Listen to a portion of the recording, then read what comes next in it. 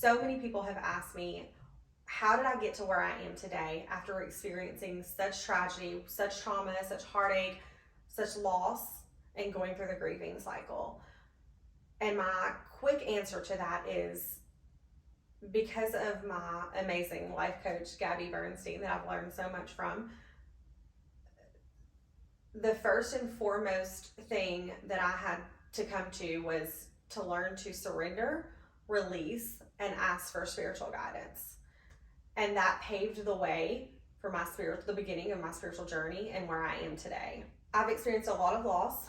Both of my parents are deceased and were deceased at a very young age for me.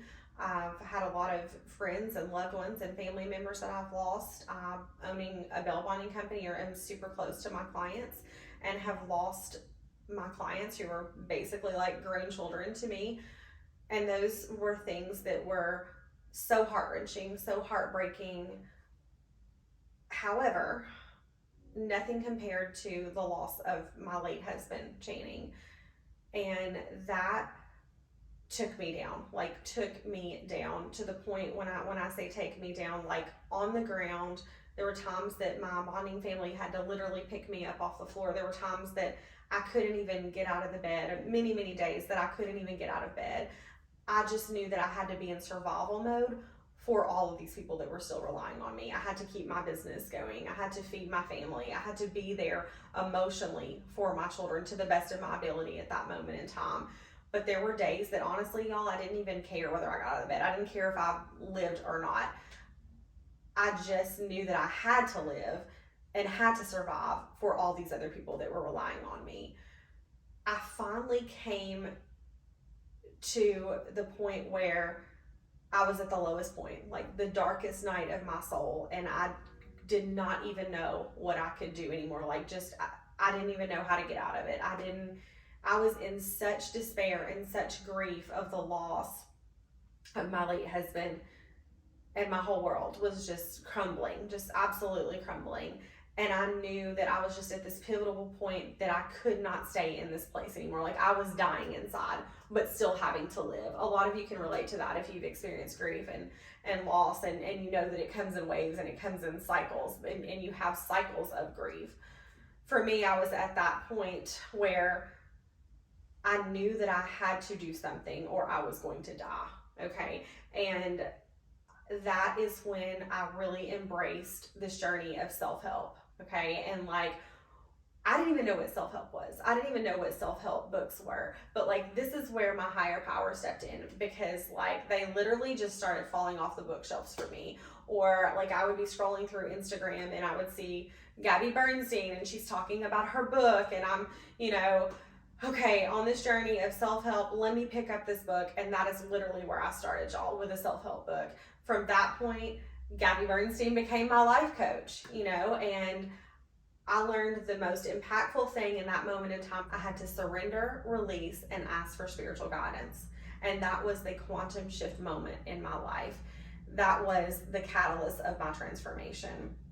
From that point, I just indulged in self-help and any type of spiritual matter that I could read, any type of self-help books that I could get my hands on, or I had literally getting ready. I would get up in the morning and just have audio plays of Gabby Bernstein and Wayne Dyer and the greatest transformation leaders of our time, and I would just put them on repeat and replay them over and over and over, and I would get into the zone of, okay, I know that I don't want to just survive anymore. I don't want to just live.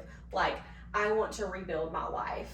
What can I do from here? How can I be the happiest, healthiest version of myself? And I remember Gabby saying, if you feel helpless, help someone else. If you feel helpless, help someone else. And that resonated with me, because my whole life, that's all I've wanted to do is help people.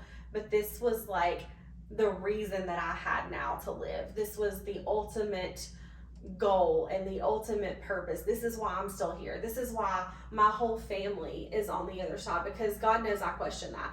Why are my mom, my dad, my late husband, my cousins, my uncles, people that I love, my clients, all of these people on the other side, and I'm still here. Like, there has to be a reason. I have to have a purpose.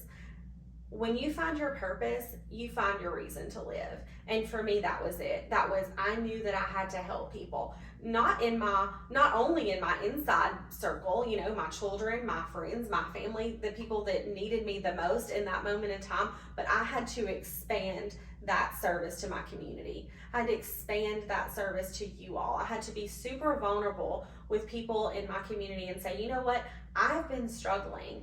I have not even wanted to get out of this bed. I have not even wanted to live on some days. And this is why. This is what I've been going through, the cycle of grief. But this is where I'm at now. And because of great leaders and transformation leaders and people that are here to help and serve and help us heal, I have come out on the other side, and now I want to be of service. And this is where I am now.